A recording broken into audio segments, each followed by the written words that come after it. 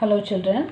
Last class we saw about immunity, the types of immunity, natural innate immunity and acquired immunity, and we saw about passive and active immunity and vaccination and immunization. Today the same, it's a continuation of the topic. Today we'll see about allergies, which is a part of your immune system. See, allergies, I know very well you're familiar with this word allergies. When you sometimes when you visit a new place or any garden or some any kind of new environment, some persons immediately they'll start to sneeze. Sometimes if they're already have got a wheezing problem, wheezing, sneezing, running nose, something unusual things will take place. And when they come out from the place or stay away, the symptom suddenly disappears. Okay, what happens here? Some of us are very sensitive to some of the particles in the environment. That is that is a main cause for this allergies. Some of them are very sensitive to pollen. Sometimes some kind of pollen they also create allergy in some kind of persons, not everybody. And mites, dust mites, which is present at home, like this, they are allergic. Overall, allergy means the exaggerated response of the immune system to certain antigen present in the environment that causes allergy. That is too much over exaggerated response of a immune system. Immune system is there to protect your body, but this is exaggerated response of the immune system to certain antigens. It can be any foreign agent that is present in the environment that is responsible for allergy. The substances that causes this kind of allergy are known as allergens, and the antibody involved in this IgE. IgE, already we saw about the different types of antibodies in the previous class. So antibody involved is IgE. Examples for allergens, I already said some kinds of pollen, dust mites, animal dander. Animal dander is nothing but the fur of animals. Fur. That also sometimes some people cannot accept it, and it may lead to allergic reactions. Now I'll see some few pictures which you can see now. That is, see some of this tree pollen, grass pollen, weed pollen, they can cause allergy in some human beings. Then these are the allergy, mainly tree pollen examples given, grass pollen, weed pollen, and pollen grains. These are the you can, under the microscope you will be able to see the pollen grain like these that causes allergy. And then animal dander, I said fur of animals. Some will be used to that, some they cannot. Very sensitive. They are very sensitive. Then this is a kind of thing which takes place during allergic reactions. See, allergic reaction, you must know what's the reason behind this allergy. Okay. What are the symptoms? First of all, we'll see the symptoms. Sneezing, watery eyes, running nose, and difficult. Sometimes it becomes very dangerous. Sometimes difficulty in breathing. Okay, that also happens. And this allergy, what is the reason? See, that is because what is the reason is some kind of chemicals like histamine, serotonin, which are released from the mast cell. This is a picture of the mast cell. Okay, this I'm trying to show the picture of the mast cell. They are also immune cell. Mast cells are nothing but the immune cells which are larger than the basophils with irregular and sometimes spindle shape, irregular shape, and they are one of the immune cells, and they regulate your innate and adaptive immunity. They are responsible for regulating innate and adaptive immunity. In some cases these immune cells becomes effector cells that we'll see when we read when we'll see the lymphoid organs. Okay, so these are the mast cells and the release of chemicals from the mast cells are responsible for this kind of allergic reactions. And what happens to find out how to determine the cause of allergy, patient will be injected with a very small dose of allergens, and they will just study the reactions, whether they are allergic to pollen or mites, whatever. They will find out which kind of substances causes that particular type of allergy in a particular person. And what are the drugs used to control is antihistamine, steroids, adrenaline. They reduce quickly the symptoms of allergy. And this why this exaggerated response of immune system is responsible for this allergy. But apart from that, the modern lifestyle nowadays and all, people or I mean young children are more they are very much attracted towards junk food and all.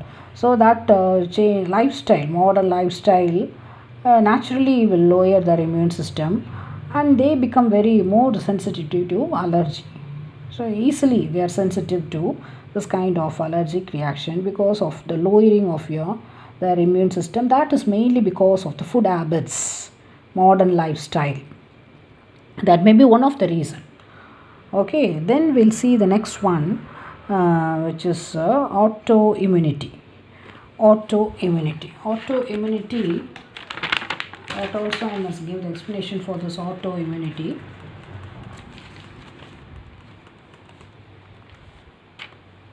Autoimmunity, that is a very well acute memory based. We saw in the last class, has got memory, primary response and secondary response. When see pathogen comes encounters our body for the second time, our antibodies will be produced in large numbers because the same pathogen it can recognize. So memory based acquired immunity in higher vertebrates including human beings, and this is kind of a immunity. This is memory based acquired immunity is responsible for that. And then our ability of the immune system to differentiate pathogen from self cells. They know which is a foreign agent or a foreign pathogen, and our self cells, they will be able to differentiate, and they will try to destroy only the foreign agents or the foreign pathogen, not our self cells. Okay, then that is normally is there. And higher vertebrates in higher vertebrates can distinguish foreign molecules as well as foreign organism. It will be able to our immune system. Sometimes what happens, some due to some genetic reasons, unknown reason, the body attacks our own self cells. Okay, that is also by our immune system. It will think it is a foreign agent and starts to attack our own self cells. So this results in damage to the body, excessive damage to the body, and that kind of disease is known as autoimmune disease. All of a sudden it comes, unknown reason, maybe due to some genetic disorders. So suddenly it comes. Okay, example for this autoimmune diseases, rheumatoid arthritis. Okay, I will tell you what is that rheumatoid arthritis. It is inflammation. We'll see now the picture. It's inflammation of the joints. Okay, and very painful. It will be very painful. You can see now. Mostly it will be affecting fingers, wrist, feet and ankles. Inflammation of the joints. Very painful. This is a kind of autoimmune disease when your immune system start to attack your self cells. That will result in excessive damage. Okay, rheumatoid arthritis, that is one thing. And now we are going to see about the immune system in the body. What are the immune systems in the body? Immune system, it consists of lymphoid organs, tissues, cells and other antibodies. Our immune system, why it is unique, it recognizes foreign antigens, responds to tissue and remembers them, and plays a major role. Already we have seen allergic reaction, organ transplantation, autoimmune disease, organ transplantation. I said organ transplantation to suppress the immune system because our immune system will try to reject the foreign organ. That cell mediated immunity plays a significant role. So in all these they play a significant role. And our lymphoid organs. Okay, immune system in the body major consists of lymphoid organs. We'll see about the lymphoid organs. Okay, they are the main immune system in our body. In these organs, the origin, maturation, proliferation of the lymphocytes will take place. Inside the lymphoid organs, development of the lymphocytes and nothing but the cells takes place. And our lymphoid organs can be classified into two categories, that is primary lymphoid organ and secondary lymphoid organ. We'll see first primary lymphoid organ. It's given bone marrow and thymus. What happens in the primary lymphoid organ? These immature, you know very well, lymphoid organs contains the lymphocytes. The immature lymphocytes differentiate into antigen sensitive lymphocytes, and after maturation, they get matured here, they migrate to the secondary lymphoid organs. Okay, we'll see later on the secondary lymphoid organs. First, we'll see the primary lymphoid organs. That is immature lymphocytes differentiated into antigen sensitive lymphocytes after maturation. They are learning how to encounter the antigen. After maturation, they migrate to the secondary lymphoid organs. Primary lymphoid organs are nothing but the bone marrow and thymus. Now we'll see a picture of the bone marrow. Okay, then we'll see picture about the thymus. Bone marrow. What is a bone marrow? It is a semi-solid tissue. Okay, it is a semi-solid tissue found within the spongy portions of the long bones. Okay, long bones, female long bones, humerus and femur, your long bones. That is the bone marrow. It's a semi-solid tissue. This bone marrow is responsible, is the main lymphoid organ where all the blood cells, including the lymphocytes, are produced. So that's very important. Next we'll see the picture of thymus. Okay, thymus, you know very well where the thymus is located. You can see the arrow mark that that is actually thymus is a lobed organ located near the heart. You can see the thymus, and beneath the breastbone. The thymus will be large at the time of birth, but what happens, it gradually keeps reducing. At the time of puberty, it will become very small in size. Okay, so that is the thymus, which is a main lymphoid organ, primary lymphoid organ. And both this bone marrow and thymus provide a micro environment for the development of T cells, main cell. Okay, for the development of T cells. So T cells are the main cells which play an important role in protecting ourselves from all kinds of pathogens. Okay, so they provide micro environment for the development of T cells. Okay, now we'll see about the secondary lymphoid organ. Okay, secondary lymphoid organ. Secondary lymphoid organ are the spleen, lymph nodes, tonsils, Peyer's patches, appendix. They are all the secondary lymphoid organs. They provide the sites for interaction of lymphocytes with the antigen. Then they proliferate to become effector cells. I said no, effector cells. They become immune cells like mast cells.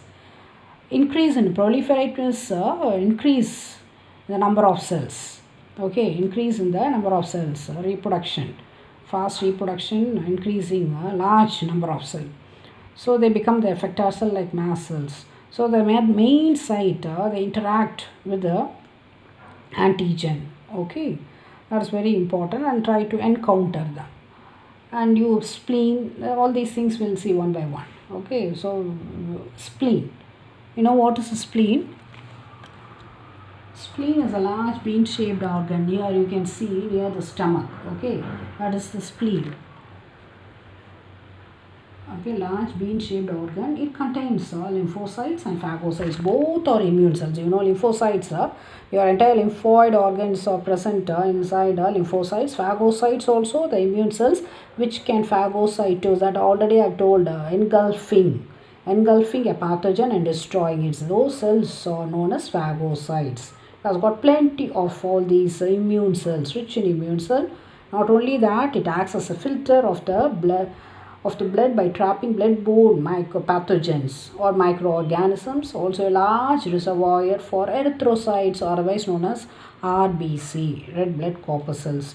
So here is a picture of a spleen, which is rich in immune cell, which comes under the secondary lymphoid organs. Then we'll see the lymph nodes. Before picture lymph nodes, all these are the lymphoid organs in your body. It's given thymus, you can see all lymph nodes. See, you can see the scattered lymph nodes. Okay, then the lymphatic lymph nodes, where and all it's scattered. Okay, lymphatic vessels. Inside the lymphatic vessels, you can see the lymph nodes, and the spleen, you can see Peyer's patches of the small intestine, appendix, bone marrow. We already saw all these areas or lymphoid organs which are rich in the lymphocytes. Now we are going to see about the lymph nodes. You can see the diagram, the lymph nodes where it is scattered. Lymph nodes, that part. Lymph nodes are small solid structures located at different points in the lymphatic system. That is what this picture I am showing. They serve to trap the microorganisms or other antigens which happen to get into the lymph nodes and tissue fluid. Lymph, the tissue fluid is nothing but the lymph. The tissue fluid is otherwise known as lymph. They serve to trap the antigen or pathogenic microorganisms which happen to get into the lymph nodes or tissue fluid. Antigens trapped in the lymph nodes activate the lymphocytes, the cells, and cause the immune response. So whatever gets trapped in the lymph nodes, it trap the antigen, so that immediately once they get trapped, they'll be activate the lymph nodes, activate the cells, and immediately immune response happens. Okay, so that is very, very important. They trap and they destroy it. That is the thing of the lymph nodes. Here you can see the picture of this. And the final thing is we are going to see about the lymphoid tissue located within the lining of the major tracts, that is your reproductive system, your digestive system, urinogenital system, respiratory system. Okay, respiratory system, digestive system, and urinogenital system. They constitute 50%. Your lymphoid tissue in the body constitute 50%, and the lymphoid tissue picture. Lymphoid tissues are located in the lining of the major tracts. So they are known as MALT, mucosal associated mucosa associated lymphoid tissue, MALT, M-A-L-T. Okay, they contribute 50%. First line defense mechanism, already we have seen the innate immunity. So all these area, all the lining of the major tracts like respiratory, digestive, and urinogenital. One more is there, MA, mucosa associated lymphoid tissue, gut. Your digestive system, if it is a lining of the mucosal tissue in your alimentary canal, means is GALT, gut associated lymphoid tissues. This is mucosa, MALT generally, and gut means your digestive system, gut associated lymphoid tissue. Here you can see the picture. Okay, that's all about today. We'll stop this thing. And Peyer's patches, I said one more thing in the small intestine which comes in the, we saw the picture of the lymphoid, this picture. You can see the Peyer's patches. It comes under the secondary lymphoid organ. This Peyer's patches are nothing but small masses of lymphatic tissues. Their tissues are found throughout the ileum region of the small intestine, rich in lymphocytes, immune cell. See, you have three parts of your stomach, you know, duodenum, jejunum, and ileum. It is present in the third part, ileum region of the small intestine. Small mass of lymphoid, rich in lymphocytes, lymphoid tissue, lymphatic tissues. They are also gives protection. It's defense, first line defense mechanism, protection. Okay, so I think you're just thorough with this, able to understand this immune system in the body, and then we'll see about AIDS and cancer in the next class. And you just homework for you is actually what I've done previously about acquired immunity. You learn active immunity and passive immunity. And here you learn autoimmune disease, that is example autoimmune disease, and what causes allergy, how it is due to what, that you learn. Then in